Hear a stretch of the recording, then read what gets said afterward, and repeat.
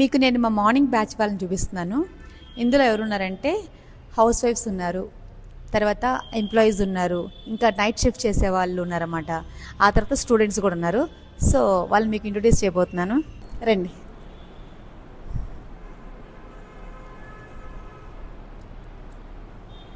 ఇంకా చాలామంది రాలేదు ఈరోజు.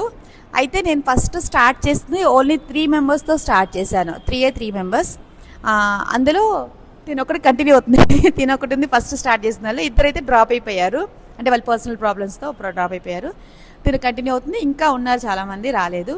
సో ఈ ఏజ్లో నేర్చుకుంటే ఏమొస్తుంది? 20 ఏళ్ళకి డ్యాన్స్ వస్తుందా, లేకపోతే 35 ఏళ్ళకి డ్యాన్స్ వస్తుందా, 40 ఏళ్ళకి డ్యాన్స్ వస్తుందా అంటున్నారు కదా. డెఫినెట్గా వస్తుందో లేదో మీరే చూసి చెప్పండి. ఇప్పుడు వీళ్ళు డాన్స్ చేసిన క్లిప్స్ కూడా మీకు పెడతాను, చూడండి ఒకసారి.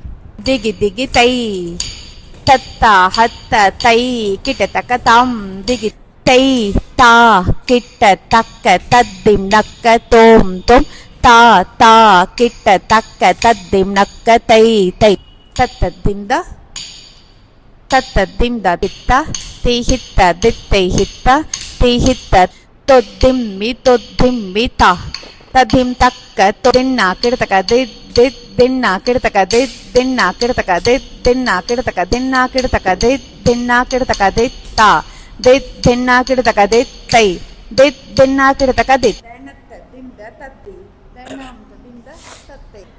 సో చూసారు కదా, ఏజ్ అనేది జస్ట్ నెంబరే. ఎవరైనా ఏ ఏజ్ వాళ్ళైనా చేయగలరు.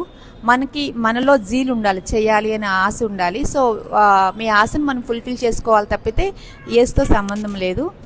తర్వాత ఇంకెప్పుడు నన్ను అడగండి 24 ఇయర్స్ నేను చేయగలనా, 29 ఇయర్స్ నేను చేయగలనా, 34 ఇయర్స్ నేను చేయగలనా అని. ఇందులో అన్ని ఏజ్ వాళ్ళు ఉన్నారన్నమాట.